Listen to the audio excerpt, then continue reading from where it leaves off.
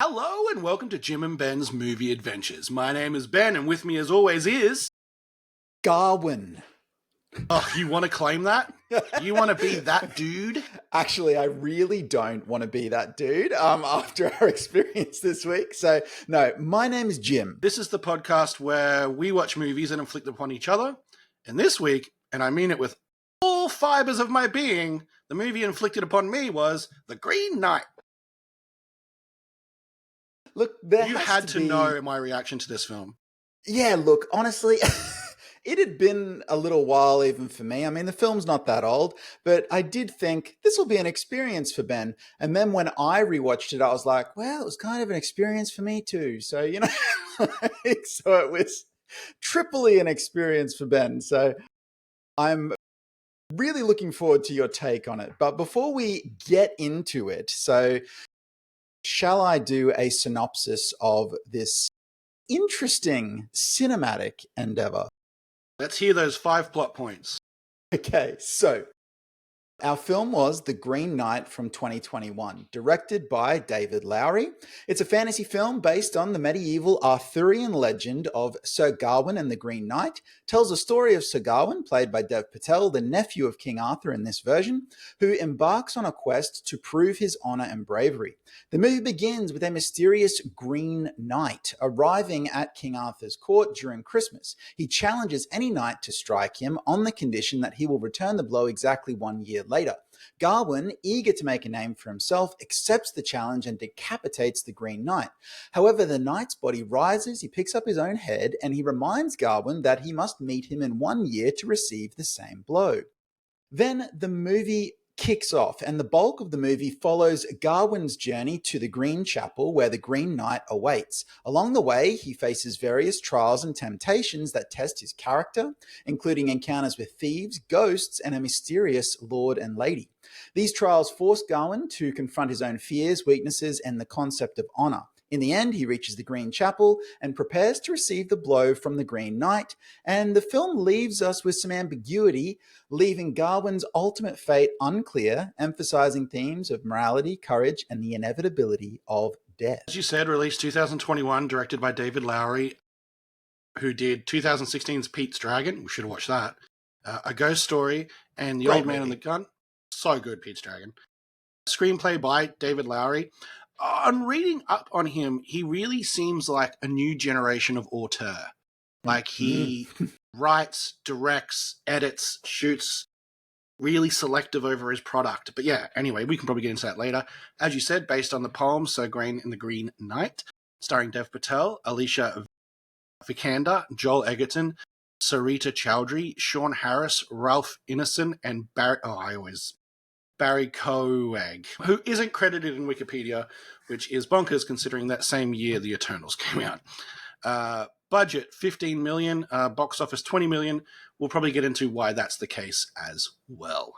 I want to start off with a really clear message.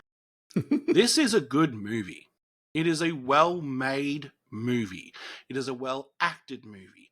I hate this movie.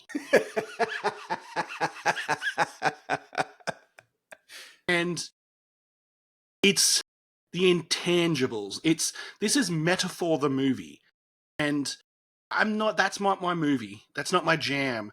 That's not what I go to watch fiction for. And man, is everything a metaphor or an example or a simile? A simile is not right, but I'm just going through literary terms now of like bravery, cowardice, the right choice, the wrong choice. Is the fox his mum? Nobody knows. Yeah, okay. Sorry, I'm rambling now. My point is clear. I'm glad that you got it out there. You got it out there, and I'm not at all surprised. Look, honestly, am I sort of going to come through and say that, The Green Knight is my favorite movie or the best movie of all time, in my opinion, or anything like that? I'm not, actually. I do think there is a lot to like in this film, though. And I think whenever I do watch it, I do always walk away, honestly, experiencing some of the same frustration that you've described for myself. But at the same time, I also go, yeah, but oh, there's so much depth here. There's so many sequences, scenes, acting moments, bits of dialogue that I just think are outstanding. There are so many ideas that I really like when we think about Arthurian legends, because this is, yes, it's based on the Arthurian legend of the Green Knight, but there are so many deviations from Yeah. that. And look, I wouldn't say, look, I'm not going to say I've read the original poem or anything, but I am somewhat familiar with the Arthurian legends. So there's so many things about it though that are interesting. So let me tell you the things that I love about the movie, and we'll see if they're things that you also enjoyed or perhaps were some of the annoyances. And there is things in this movie I do enjoy. Let's Yeah. be clear. Like, this movie is a conundrum for me. I love the depiction of Arthur's court and Camelot at the mostly at the start of the film, but I think it's a really interesting take. And when you look at the idea that, David Lowery made the decision to have this Arthurian court, this place of legend, which is usually sort of seen as perfect, well, it's actually quite dark and it's dingy, and it's the king and queen, who aren't actually named as Arthur and Guinevere, but, they are. They actually have been made to appear sickly, is the word the director used to actually portray them. And they are not very strong. They're weak. It's like they're ill, and it's like they're towards the end of their lives and they don't have much strength left. And it's almost sad to actually see this Arthurian court of Camelot. And I think that is just a super interesting take on that material. It's looking at the end of something. So now this film's not particularly nice to, the Christian religion, if we were to, be perfectly honest. But I think that's just a very interesting place to begin, is that we're in this failing court, and sort of it was legendary and now it's perhaps not, or perhaps it's in decline, It's a court of yesteryear. Like, its story has happened. And and I saw it as like, this was Gawain seeing his chance to implement his story, right? Because in the start of the film, he is aimless, rudderless. He has no direction other than existing to his own whims and choices, right? And he is the nephew of the king. And he is all these things, but he no one looks at him and goes, that's the guy. And there's this guy who wants to be the guy, and he sees this court around him that he's not too plussed with. He sees this opportunity, and it kind of combines to give him that motivation to make the choice he makes, the selfish, petulant, over-the-top choice.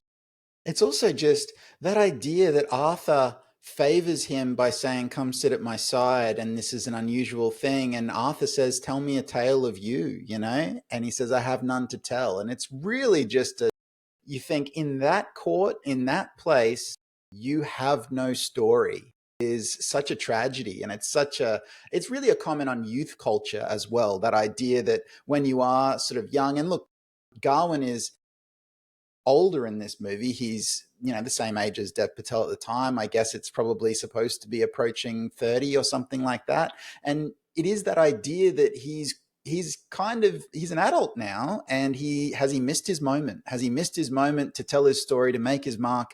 And he sees this encounter with the Green Knight as maybe his final chance at greatness before he just perhaps becomes, a normal person, if you like, which is not something that he seeks. So, but again, the character of Gawain is, a very difficult character to like. And there's actually, in fact, you could look at his choices in the film and say, he's not a fun guy. He's not a guy that you would sort of say, this is a hero. He's not a guy that you would say he's a good friend. He's actually not very admirable on any level. And that kind of continues through most of the film, to be honest. Like, he has only one encounter where he is successful, and it's fairly close to the start of his journey. And that's actually, my favorite sequence in the whole movie, is where he actually has success and actually does something somewhat noble.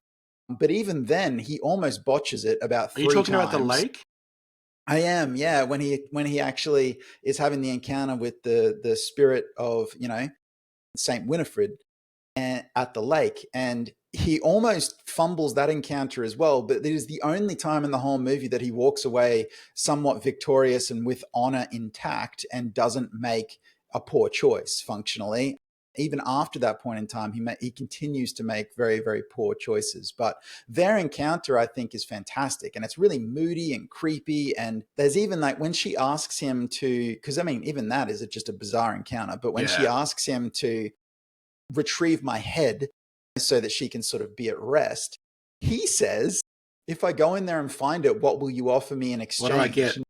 And she says, why would you ask me that? Why would you ever ask me that? You know, and like I said, he almost fumbles even this encounter because he's saying, why would I do that for you? What would I get? And it's just awful, really. You know, and it's just a hallmark of his character.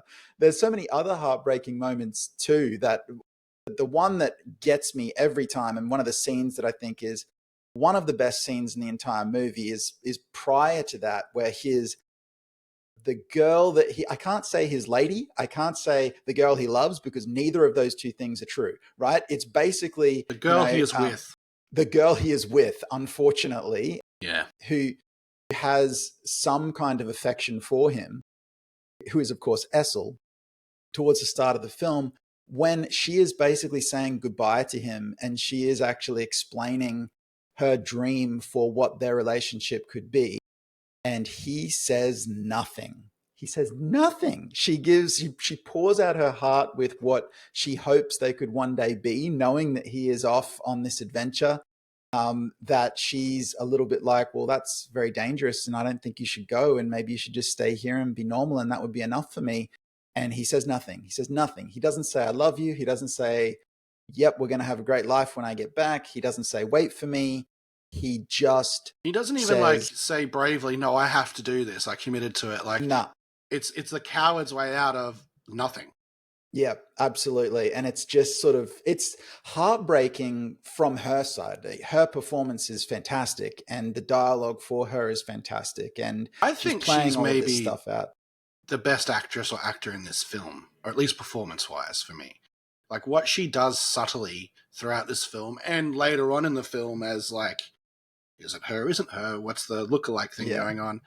She's absolutely, you're right, raw. She's raw. She's emotional. She's like, you feel that she knows the answer before she asks the question.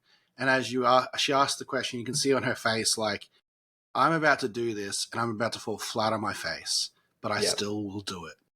Because she knows that he's not the man that she wants him to be, you know, and the whole thing is just, you know, straight up and down heartbreaking. So, but sorry, I was a bit all over the place there, but I was like, these two moments, it's moments like that which keep happening in the film. And that's what really keeps me coming back to it. So, and look, forgive me for the name pronunciation. I should have looked it up before we jumped on this cast, but Barry Keoghan is fantastic in this movie as the scavenger. Like it's such a short, explosive, just boom. I know. It's amazing though. He's doing this thing performance-wise where he's got this head bob and it's like he's like a bird and he's coming in and he's so confident and so in Gawain's face and really just basically chipping him down as a person. And it's such a bold performance. It's a really threatening performance. And of course, he is not of a big stature as a person, but the performance is just all threat and menace. And it is really a wonderful sequence where he's actually talking to him on the battlefield, and then later when they actually capture him in the woods. You know, again, sequences like that which just really excite me as someone who loves film, saying that's amazing.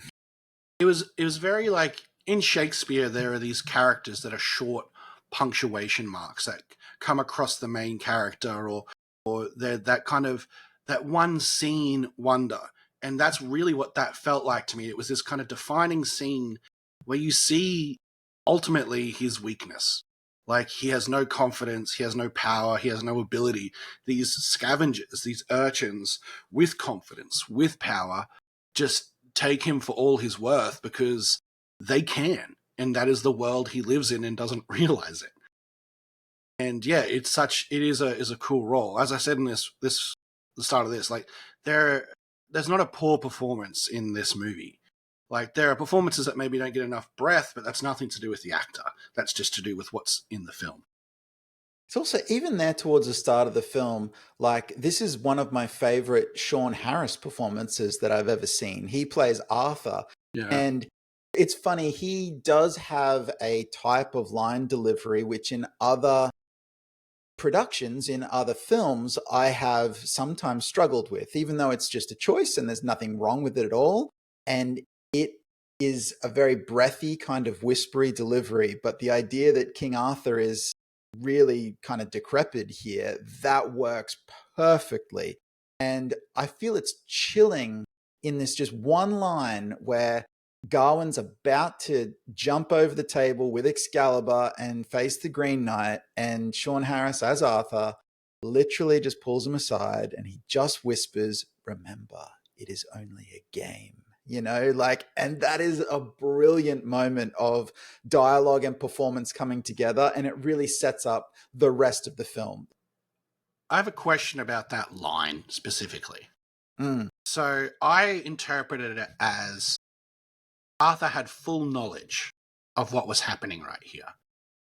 And whether he knew this exact thing was going to happen or a thing was going to happen, he knew a test was coming. And he was kind of in that moment to me trying to say, like, hey man, like, be a bit humble. It's just a game, nick his cheek. But he couldn't tell him that. He's just like, hey man, like, it's a game. Like, you don't have to cut the dude's head off. Yeah. Is that my read correct there? Yeah, it's exactly what is going on there is and we don't know why Arthur knows that, but of course, as spoken of in this version of the tale, you know, Morgan Le Fay is Gawain's mother, who basically sets the entire chain of events off in order to try and push her son towards some greatness. So whether Arthur is in on it because he knows what, you know, Morgan Le Fay is up to, who is sometimes in different versions of the Arthurian legend, either Arthur's sister or his half sister, or even sometimes sister in law, depending on which version you look at. And they never specify here which I don't even version say it her is. name in this film. No. So, but it's the idea that whether he's just familiar enough with her to be like, this is totally one of her games, or simply the fact that he is a figure of legend and he knows the way these exchanges tend to work, for whatever reason, he is presented as having, you know, or at least an implication of some insider knowledge. And he does that little hint, just let me help you. Help me to help you here by telling you how to play this. And Gawain ignores it and just goes off and does his own brash thing.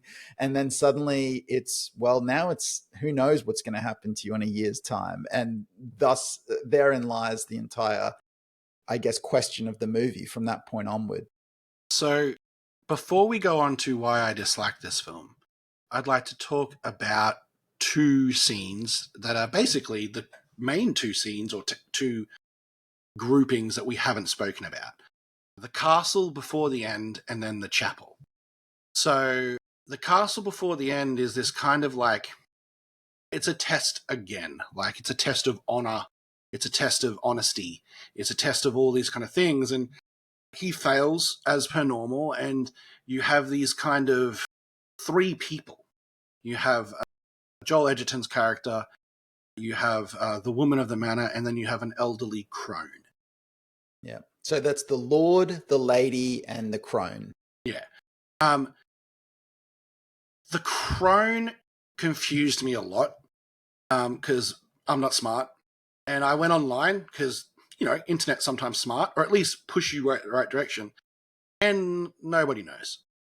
No. Like, people have ideas like, hey, it was actually his mum in disguise, like keeping watch, or it was, you know, just a crone. Like, it had no meaning. And you're just like, but basically, yes, it was that final launch pad, is that final kind of roadblock of like, hey man, like, maybe if you get this right, you'll do better at the chapel, and he doesn't. And I actually found it the most confusing part of that whole film. Yeah, there's a couple of changes that Lowry made to the legend Yeah. in order to do his version, and that particularly muddies the water for that sequence of the film in particular. So, for instance, and I don't know if you knew this in your research, but in the Arthurian legend, the crone is Morgan Le Fay. That is a direct one for one. So when they made the decision to actually put Morgan Le Fay in Camelot and make that character Gawain's mother, and then also still retain the crone, well, now they're even played by different actresses, so that it's, it really makes it very muddy as to whether or not the crone in this version is connected to the mother at all. And there is an argument to be made to say it may have been neater just to remove that character from this version of the tale. So there's also a second double casting, which is usually done in The Green Knight, which is the character Lord. of Joel Edgerton, the Lord, is also the Green Knight as well. And that's a double casting, which again, they didn't do for this particular version. And again, it's all around that time towards the end. So yeah, and I wouldn't profess to know what the crone is supposed to be in this version. I, like you, am unsure. It's certainly creepy. So even if it was just left there for mood, perhaps. But I will say that sequence, while it has, some obvious stuff that I really don't like that we won't get into, which I think is pretty obvious, but it also has an exchange between Joel Edgerton and Dev Patel, which is one of my favorite in the film. In fact, I liked it so much that I wrote it down, so I'll just read it because I love this moment by the fire with the two of them. So this is after Alicia Vikander's just gone on her big rant about what the green actually is and that Mother Nature's going to take over the earth, and it's all sort of this idea of nature reclaiming what man has done. So this is after she's sort of said all that, and the Lord's, or Joel Edgerton, is talking to Gawain, and he goes, "And what do you hope to gain from facing all of this, Hugh?" And he goes, "Honor?" And he says it very hesitantly, and then the Lord goes, "Are you asking me?" Gawain says, no, honor. That is why a knight does what he does. And the Lord says, "And this is what you want most in life." And Gawain says, "To be a knight." And the Lord says, "No, honor. You're not very good with questions, are you?" And then Gawain says, No, it is. It is part of the life I want." And then this part happens. The Lord says, "And this is all it takes for that part to be had. You do this one thing. You return home a changed man, an honorable man, just like that." Yes. Well, I wish I could see the new you. And I just I look at that and that idea that how ridiculous it is that he honestly believes, Gawain has honestly believed that after displaying to us, even just over the course of this film, how weak his character is, that he is not a man of substance. He thinks, well, if I could just get this one thing right, everything else is going to fall into place. And it's like, that is not going to happen. You are not a man of substance. You have not grown. You have not developed.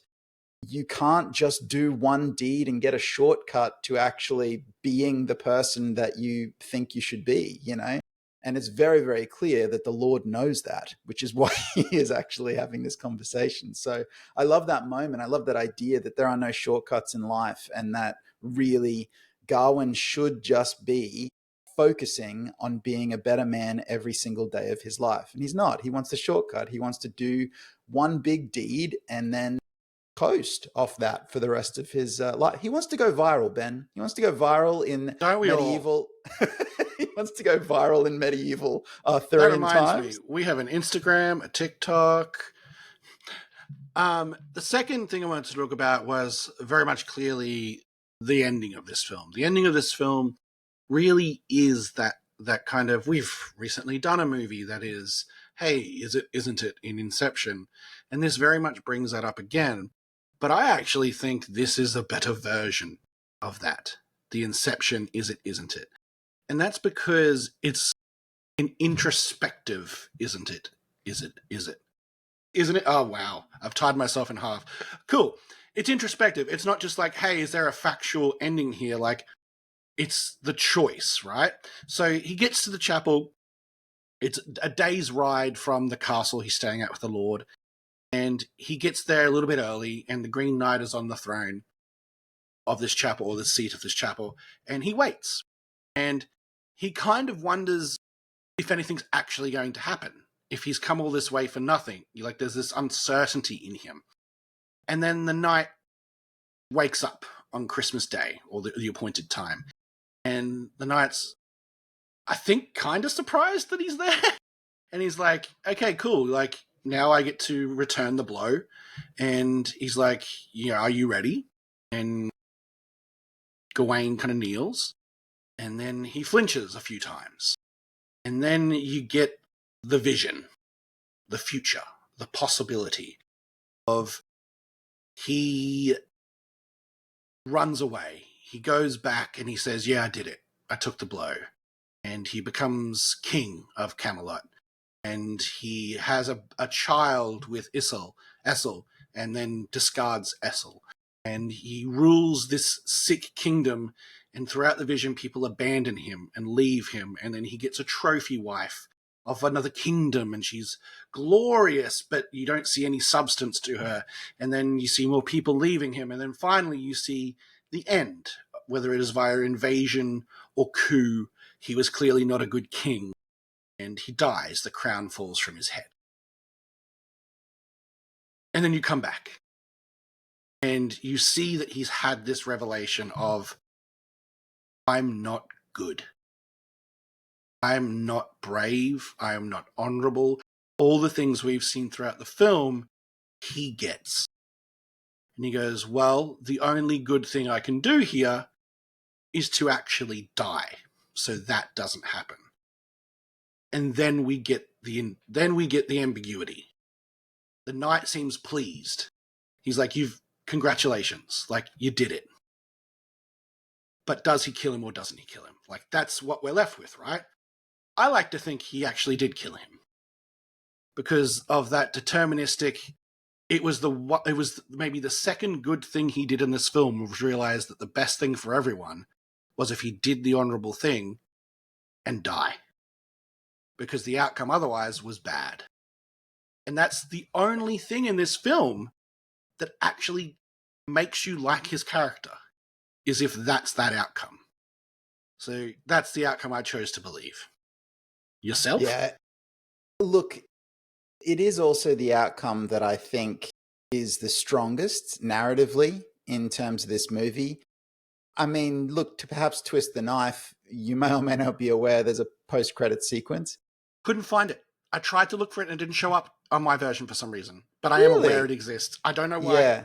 So it muddies the water a little bit further, Yes. because it's the idea that from his vision, if it was a vision or if it was reality, who knows, but his daughter functionally finds and starts playing with his crown and puts it on, as if she's perhaps... Those events happened. Exactly. So as if those events happen. But no, I'm actually with you. I think the strongest version is that he actually does, succumb to the Green Knight and make that choice, which would again bring his total of good choices in the film to 2. 1.5, because the other choice was like, he tried to make it a bad choice. Yes. He tried more than once to make it a bad choice.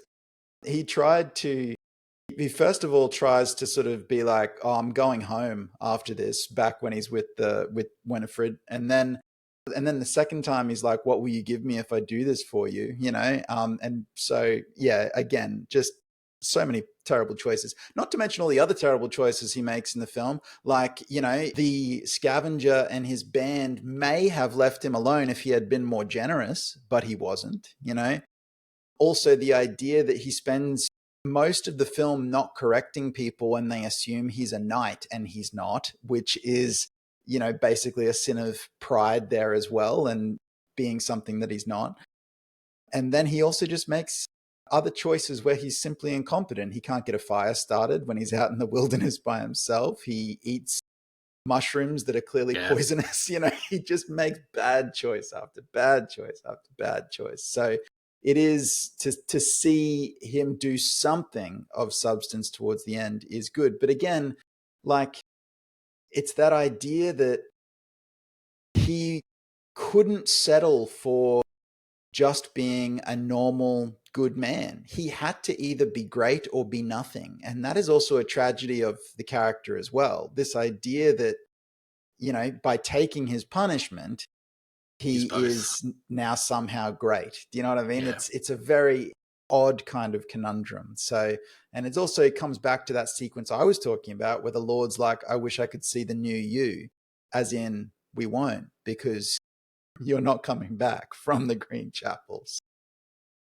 Look, and I think the other thing is we haven't even talked about the idea that this is a visual feast, if you like. There's so much great work here visually with both visual effects and cinematography and production design. There's so much really, really well thought through You can actually stuff. get into that as a part of the reasons I don't like this film. And it's because I really feel like the story is second to the art of the visual feast, the metaphor, all these things.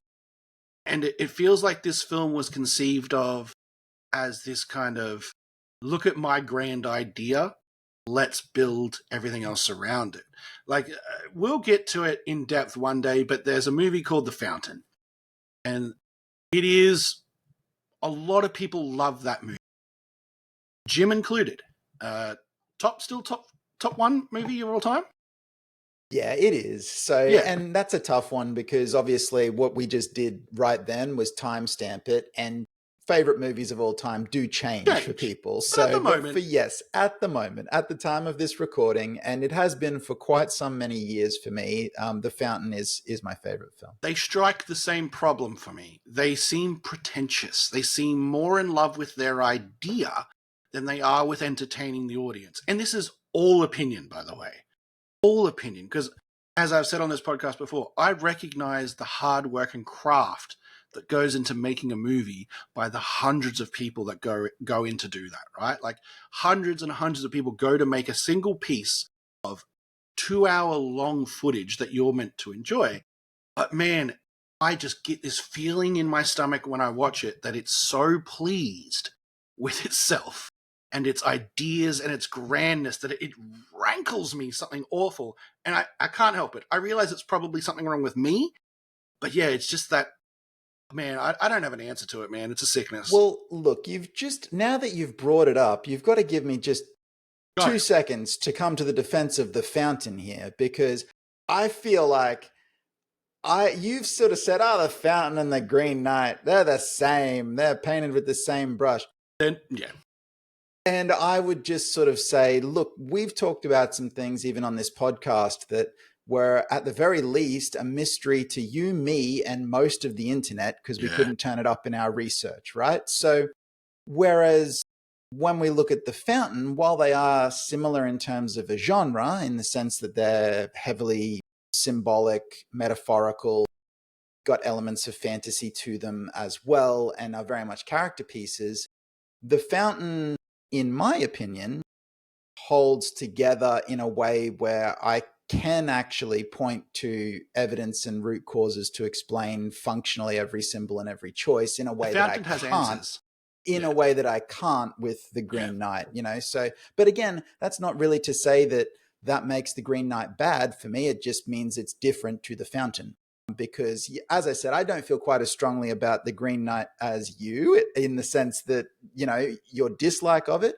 I think ultimately this is a film I've watched more than once and I will return to again. But at the same time, you don't want to spend too much time with Gawain, can I just say, because it's not something I can rewatch all the time, because I do not want to spend hours and hours with this person who is functionally just making all the wrong choices time and time again. It's not a fun protagonist in that sense. I mean, Dev Patel's great, but it's not a fun protagonist to spend all the time with. It works as a character because you know that dude. You've met that dude in real life. Everyone has, to some extent. And that's a great piece of the work. And look, this is, in my opinion, a successful film. Take money, take all that sort of stuff out. Like COVID really made this film struggle to exist. Like, it was meant to have a wide release. It was meant to do all those things, but in the end, it couldn't. It got pushed, it got pulled, and finally, it got a release through Prime, Amazon, and it was exclusive to Prime, which probably really hurt it as well. Like, I'm sure a lot of people who are going to find it found it, but you're not going to get as many of those people who stumble upon it.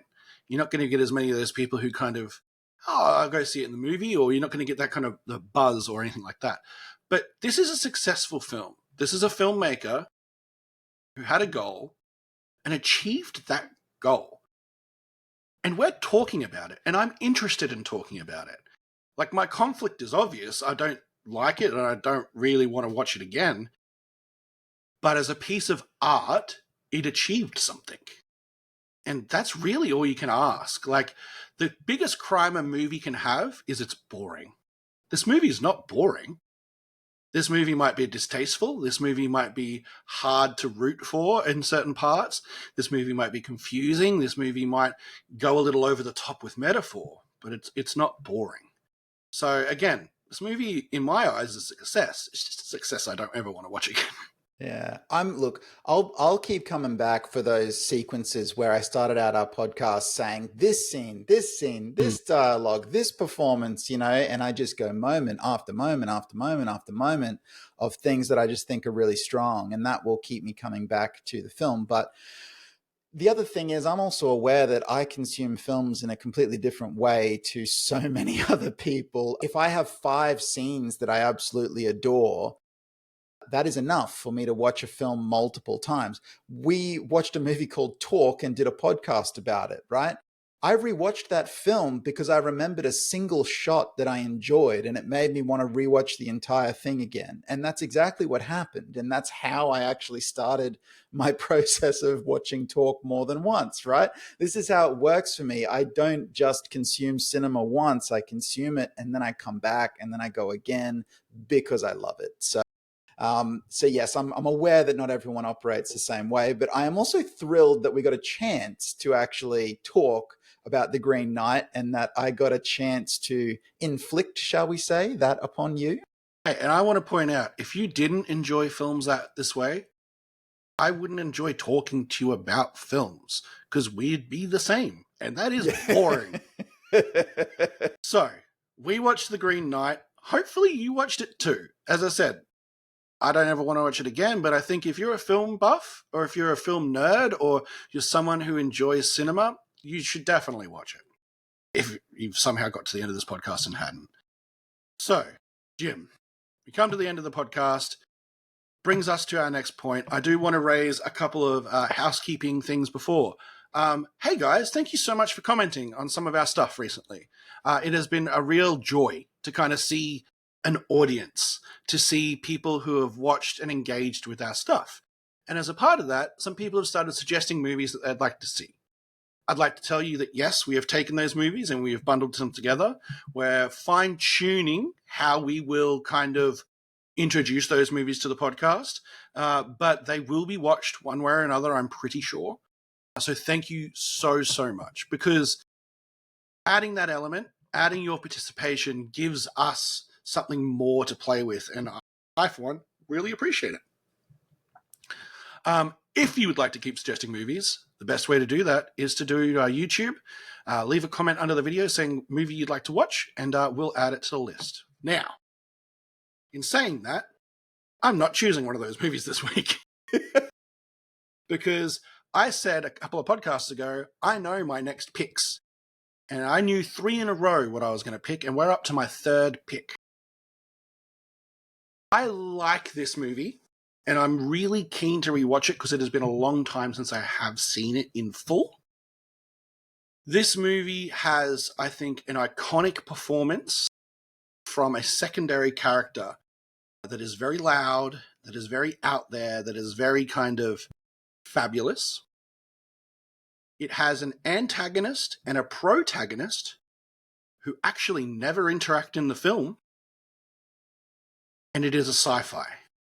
Any idea what we're watching? Secondary character, fabulous. That part, and then the sci-fi part has tripped me. Do you know what I mean? We are watching the sci-fi classic, The Fifth Element. Oh, great! I love The Fifth Element. Yeah. So, I would happily revisit The Fifth Element again. It's a big ball of weird, isn't it? So, but It's a As I said, it's been a long time actually since I've seen the whole thing, so I'm actually really keen to see how that big ball of weird kind of hits me these days. I would like to say that if you want to watch along with us, there are a couple of places you can find The Fifth Element. The easiest would be if you're in Australia, Stan and SBS online both have The Fifth Element. You can also purchase it from Apple TV, Google Play, and Amazon Movies. But yeah, I'll probably be using SBS or Stan myself. Very nice. Well, thank you very much, Ben, for coming down on the quest for the Green Knight with me. I look forward to checking out some weird pyramids and space cops with The Fifth Element next week. If you'd like to see or watch anything we've done previously, you can do so on our YouTube channel, Jim and Ben's Movie Adventures. You can also listen to our podcast, audio format, at Spotify and Apple Podcasts at Jim and Ben's Movie Adventures. You can also find us on Instagram, Jim_and_Ben. And we recently started a TikTok, which is at Jim and Ben's Movie Adventures. Thank you so much for listening. And this is the real sign out from the real host. Bye-bye. And this is the last podcast we ever did. Yeah. Bye. No honor.